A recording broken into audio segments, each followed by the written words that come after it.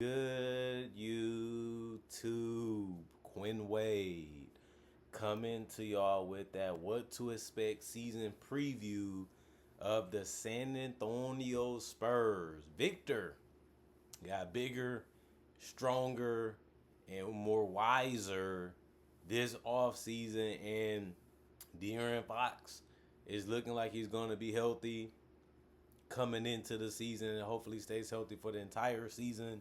And you can say that about every player on this team. Hopefully they do, because the Spurs is one of them teams that everyone wants to watch, mainly because of Victor Wembanyama. And they won 34 games last year. They should be on pace to win 40 more because of the additions to their roster, and it should be interesting at the end of the day to see what they do. They still have a good supporting cast around Victor. They lost some pieces like Chris Paul and such, but they was able to add the Luke Cornett's and guys like that to this roster. And then you just hope your guys around Victor added to their game and became better players as the offseason give you a lot of time to work on your game and expand your game a little bit too. And then you just got some veterans on this roster that just understands what they are and what they're going to be out there doing. And that just makes everything more smoother and everything more easier. Plus, guys like Devin Vassell, Jeremy Shohan, you can say Keldon Johnson and uh, Harrison Barnes and Stephon Castle, they have played enough with the same guys to where the chemistry shouldn't be off. They got to continue to get used to their head coach. He's been in that system. It just he's going to have a bigger voice. He's just going to have more accountability put on these players, and he has to earn their respect. He has to earn their loyalty because he is a new coach. We haven't seen him coach an entire season yet, and this is a growing process for him too. They have young players, and they have a lot of guys that are still trying to find themselves too. But I would say this should be a fun year for the Spurs. Stephon Castle, the rookie of the year, the one that a lot of people thought would be good. He played better than a lot of people thought. Didn't play amazing, didn't play crazy, but he played really, really good for a rookie. He was definitely one of the highlights of their season. Played 26 minutes, and then he was able to average 14 points. He was also able to dish out 4.1 assists, and he was also able to help out on the boards, finishing with 3.7. I know his scoring was here and there. He's not a great shooter. He's not the greatest finisher. He's not the greatest floor spacer. He took 4.13 attempts, and he only averaged 28% on those. Obviously, he's going to have to work on his jump shooting. He's going to have to work on his scoring if he wants to be a long-time contributor to the San Antonio Spurs. And he also got to be a better defender. You know, these are things that we knew would be, flaws of his game based off how he played in high school, based off how he played in college. But he was the number one he was the number 4 pick in that draft in 2024. So we knew that he had upside. We knew that he had to continue to add to his game and continue to work on his game, just like any other rookie would have to. But we can't act like he didn't go out there and show a lot of things that will make him a special player for any team. And, he played 81 games on top of that and only started 47 games out of the entire season. And he ended up playing better and better as the season went on. And some opportunities opened up for him, and he took full advantage of it. And he just was out there playing well. But I do want to see some improvements from him when it comes to his handle, when it comes to getting to the basket, when it comes to making free throws, when it comes to being an off-ball player, and when it comes to being a decision maker. But you can say that about anybody that's a rookie usually, because they had to figure out things that the first year, then it's time for them to settle down and get a little bit more comfortable, since they can understand how they're going to be defended, how they're going to be played, and then they can just add counters to their game. And we'll see if Stephon Castle have those type of things in his bag this season. Harrison Barnes, he served his role. He's not going to be on this team forever. We know that. But I think he did exactly what they needed him to do, being a switchable guy, being a durable guy. He has played 82 games the last 3 seasons in a row. He shot 50% from the field and 43% from three. He's been an above average three-point shooter the last 3 seasons, and it made sense for them to try to give him a shot. And he played an excellent day role with the Spurs, doing everything they asked it and needed him to do, and just being consistent at that. And that was something that was really powerful for them. And he ended up stepping up in big moments too throughout the season. Hopefully, he can repeat that. He's not that old. He's only 33, so I think he will. And I think that he's still going to start and be a big contributor on this team. Julian Champagny, I liked him. I feel like he was a good, solid player for them. He does need to continue to be consistent with his 3-point shot, like he has been the last 4 seasons, including last year. And that's something that he can't lose because it gives him value. And I also like the fact that he isn't scared to shoot a lot of them. He shot 5.9, which was a career high, but he knocked them down at 37%. You'll take that because he averaged 9.9 points, and he also was able to play all 82 games last year, and he was able to help them out by starting 29 games last year also. And he took more field goals with 8.1. Didn't make them at a great clip, but he still showed that he was fearless when he took his shots, and sometimes that's what you have to be when you're a role player. He did also shoot 90% from the free throw line, which was a career high. You would like to see him repeat that, even if he doesn't take a lot like he did last year and the seasons prior. And I think that he can be a little bit of a solid rotation player for them, and he proved that last year. You would just like to see him improve his shot selection from time to time, and that's really about it. I did like Fox being added to this team. People forget that De'Aaron Fox has been around for a while, but he's only 27 years old. He's not like 31 or 32 like people make it seem like. De'Aaron Fox is one of the best point guards in the league. He's one of the best slashers and handlers in the league. And he's a guy that has shown that he can average 20 plus points whenever it's needed. And he can step up in clutch moments and help seal games, especially with other guys around him like they have in San Antonio that can give him space or give him angles and give him lanes with their screening or their cutting ability. Plus, Victor Wembanyama is a guy that can stretch out the floor and hit shots from the perimeter or roll to the basket and catch some impossible type of passes and still finish. The problem with him is he didn't play that many games. He finished with 17 games played with the Spurs, but he shot 44% and took 16 shots a game, and he only shot 27% from three. I know he had a hand injury last year, but he's going to have to play a lot better than that if he's going to help this team go to another level, because he also only averaged 19 points a game last season, which he could have averaged more because obviously the injury probably was holding him back, and I think he can do more. He can fit better. I think that's something they're going to be working on a lot in training camp and in scrimmages, and also in preseason. How can we get this duo to play well off of each other and get the best out of each other at the same time? And that's what they traded for him to be, and that's what they want him to do. And I think he will be able to do it. He's a veteran, so he understands what's needed. He played with other big bigs like Demonis Sabonis. Obviously, I think Victor Wembanyama is the best big he has played with up until this point because he's a two-way player. He wanted out, and now he has to prove that he made the right decision. I think this team does have a higher ceiling than the one in Sacramento, so it made sense that he wanted to leave, and they didn't give up much for him either to get on his roster. And I do want to see, can he actually be a catch and shoot guy? Can he actually catch and shoot and make his three spot up in the corners or at the top of the key? And then that'll open up the ability to hit floaters and get to the basket. And those are high percentage shots. And then he can hit guys when they're open because he can collapse the defense like he has always shown throughout his career. But the guy everybody want to see play also is Dylan Harper, a 6'6" shooting guard that can really play multiple positions because he can handle the ball too. He can get to the basket and finish. He can also dish it out when it's needed to be done from time to time. But he has a lot of potential and a lot of upside. We don't know how he's going to fit at the NBA level. We just know that he has the game that's needed to be successful in this league eventually. And he's really young, but I think that he has an NBA-ready body. He has an NBA-ready mind.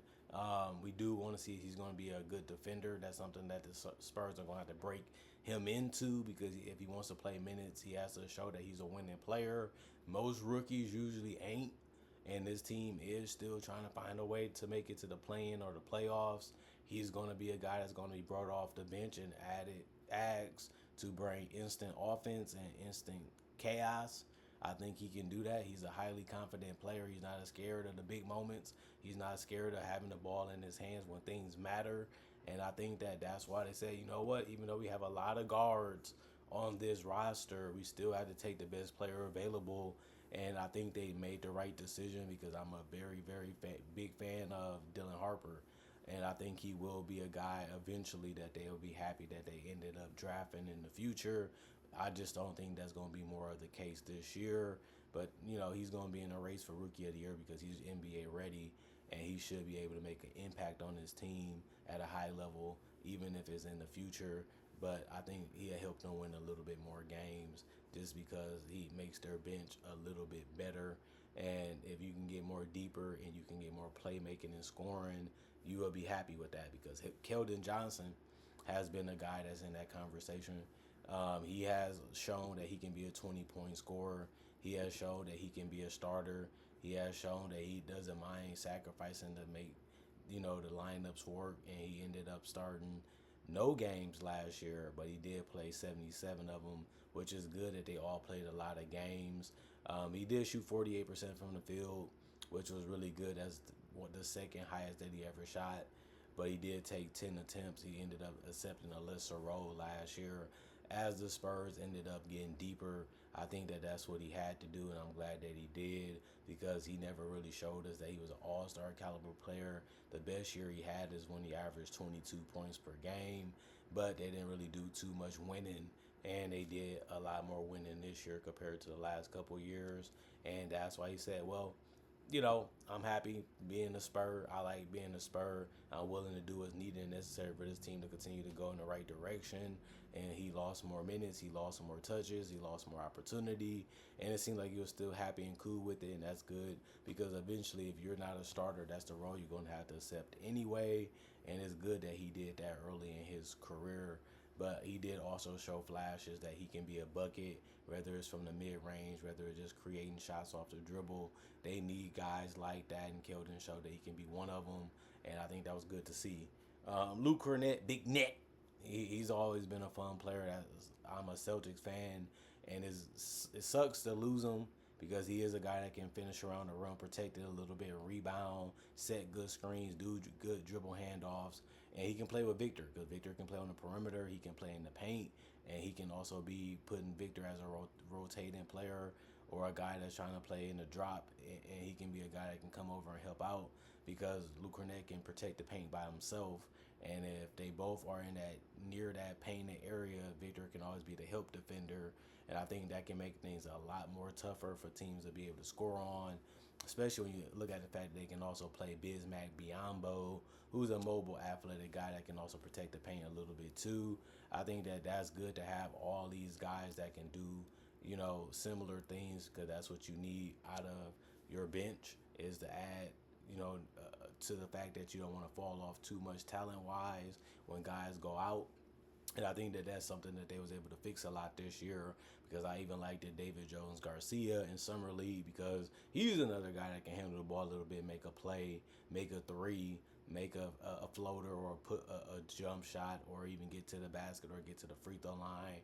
He's smart for his age. He's very seasoned. He's really ready as a player to be able to play on or off the ball. I like his versatility. I like his mind. I like the way he bends defenses. And I think that that's going to be something that's fun to watch if he does get 5 to 10 to 15 minutes. I think that he can really be a guy that can help this team too. And they have so many of them that eventually they're going to trade a lot of these guys to get another star to pair with De'Aaron Fox and Victor Wembanyama. They already have enough guys to do it now. They already have enough guys that have good salaries on good contracts that any team would take. But you still got to see what they can do. You still got to see how they play with this version of the team. Then you can make your decision later in the season or next off season.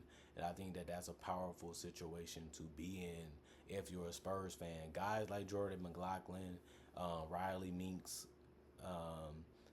Micah Potter, or Stanley, or you can even say Lindy Waters. They're good plug-in players. They're not going to play a ton of minutes. They're not going to have a huge influence on the game.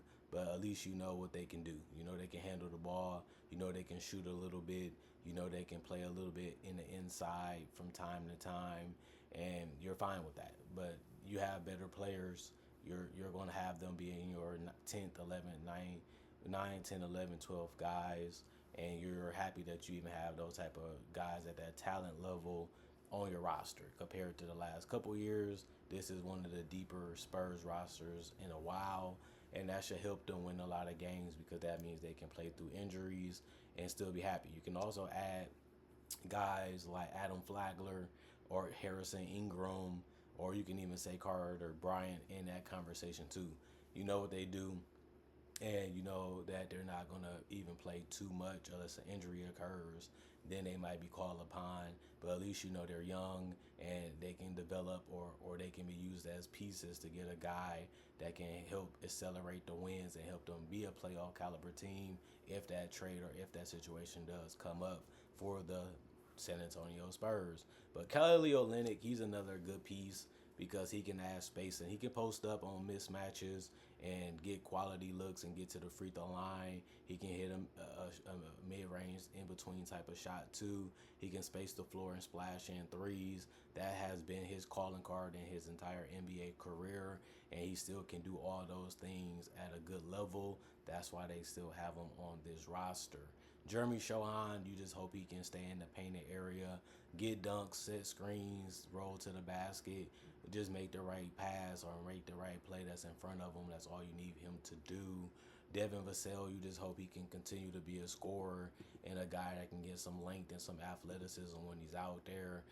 Obviously, he averaged 16 points, his highest season points was 2 years ago when he averaged 19. You know that him and Keldon Johnson can be isolation type of players from time to time when they're out there, or they can just play off of each other because Keldon Johnson didn't show that he's a crazy shooter, but at least Devin Vassell showed that he can be a 37% shooter because that's what he averaged about for his career. At least he can be respectable there and throughout, the lineups that he's playing with and throughout the season. And I think that he's still a quality guy. Not the greatest scorer, but he's better than a lot of other teams have, especially because he's not your number one option. And we can talk about that number one option, the 21-year-old phenom, standing 7'3" or 7'4", Victor Wembanyama. He's kind of like a guard. He likes to use his touch. He likes to shoot his threes. Not the greatest three-point shooter just yet. He did take 8.8 3-point shots last year, so you know he's not afraid to take the shot. You know that he wants that shot, but he only shot 35%, and in his rookie year, he only shot 32%.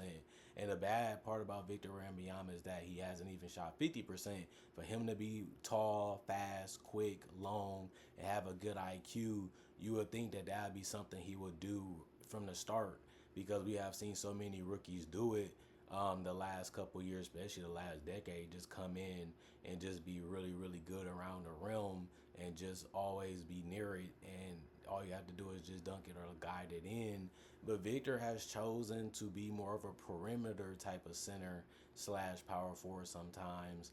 And that has been great because it gives them space and it allows them to operate, and take a whole side of the court because they know Victor is going to be at the top of the key or on the other side of the corner. And that allows the guards to play their game and do whatever they want to do. And like I said, Kelly Olynyk can help with that too because both bigs can rebound because Victor obviously is a double-double and a rim protector, but the guards get more space in the pick and rolls because they can go with the pick and pop or they can roll to the basket. But it seems like Victor shies away from contact. Sometimes it seems like he shies away from even trying to be near the paint. And I feel like that has been something that I'm surprised that he actually does because he's just that fast and just that athletic.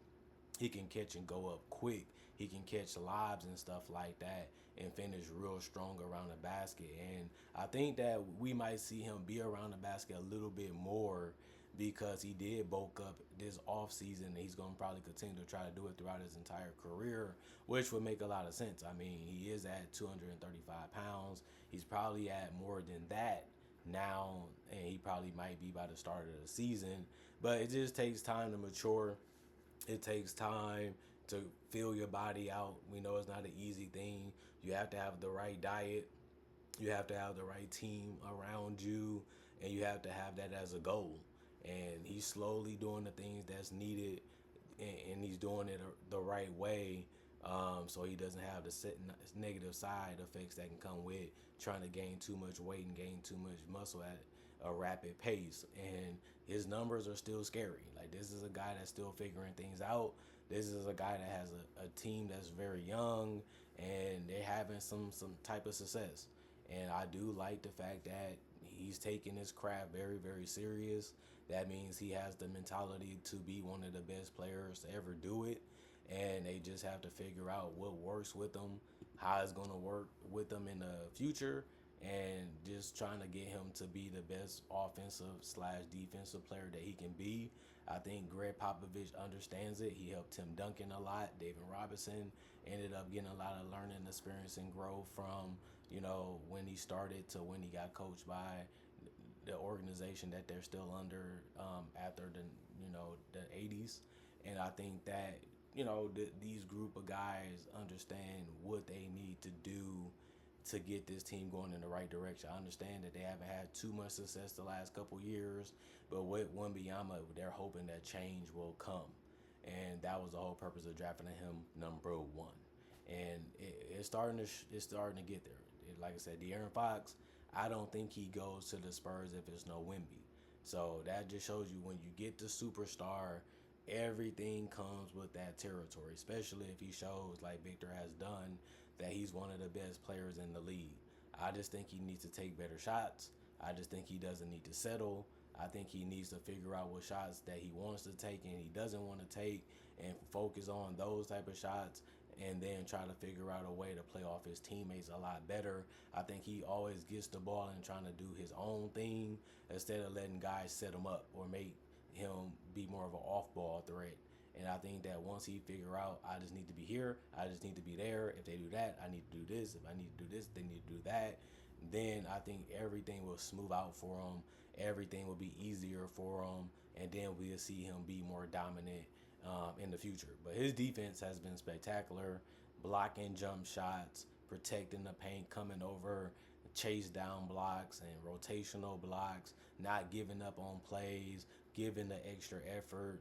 I like his quickness and box out ability to be a good dominant rebounder. I think he can even improve as an offensive rebounder, and that can help him be dominant too. Just being quicker to the ball, being quicker to the position, getting extra possessions, getting extra points. He should be doing all that. He's a freak athlete. He's a freak player. So you got to take full advantage of your body. You have to take full advantage of your skill set. And those are things you learn more when you get older and you watch the footage, you watch the tape, and you build your body up to be able to do the box out and do all the banging. And he will get there. We know he will. He's already showing that, especially last year, that he's getting closer to that. And this is a guy that can average over 30 points once his three balls start going, once his free throws continue to increase his attempts, and once he starts being closer to the paint and getting better and more consistent with his jump shooting ability when it's needed. He will be a terror to stop and a terror to prepare for. And I think that this season will be a good way to see it. And if I had to tell you what to expect from this team, I look at this team as a potential playing team. I got 8 teams in. You still need 9 and 10 to round out the playing teams. And I think that this team will be one of them. I feel like they had a good chance of doing that last year. But like I said, Victor only played 46 games. So he didn't play enough. And if he plays more, I think they definitely can win more than 34 games. I can definitely see them winning over 40 games with the talent that they have, and him evolving and him growing as a man and as a player and physically. I think that he will take another step. I think Fox will be a good fit. I think these other guys will be ready, and I think they're deeper, and I think that the coach is just ready to prove himself too. And he's just glad he has an opportunity to get a whole season possibly under his belt and learn with this group of young guys. And I think it should be a fun, fantastic season to watch and enjoy from the San Antonio Spurs. So I don't think they're a lot to make the playoffs. I don't think they're a lock to be one of the best teams in the West. I think that they'll just show a lot of growth and a lot of improvement and be around that playing spot. So 9 or 10, and then they can battle for 8 or 9. Or 9 or 8. or 7 or 8. And if they're in that conversation, that's the type of season you would like to see. You want to see them improve from where they were last year into this year. And I think that they will. And I'm also, like I said, to say it again for people that don't know, they have a lot of talent on this roster that teams are interested in. So if a star does become available and they like what he can do and they like how he might fit, I can see the Spurs making a move in the offseason or making a move before the trade deadline to get another star to put with Victor and Fox. And if they do that, that increases their chance of being a playoff team instead of a play-in team. But we still don't know who that can be and why they'll want to come until it happens. We don't really know. We just have to wait and see. But the Spurs do have enough to make something like that happen. Other than that, comment, like, subscribe, share, and hit the notification button for more analysis, and you can get it when it first comes out if you do that. Not only that, I do conversation videos about NBA only topics. I also do breakdowns with real footage of legends, current legends, rookies, and also future stars. I also do mock draft and draft coverage too. Plus, I got over 3,000 plus videos already on my channel that you can watch right now and enjoy. Not only that, I also upload basketball videos each and every day. So if you love basketball, you can't get enough, or you want a lot of it, this is the channel for you. I promise you. If you like this video, you will like the other ones because they're all similar, because this is my style, the analysis style. And I've been doing it for 10 plus years. Thank y'all for supporting me for 10 plus years.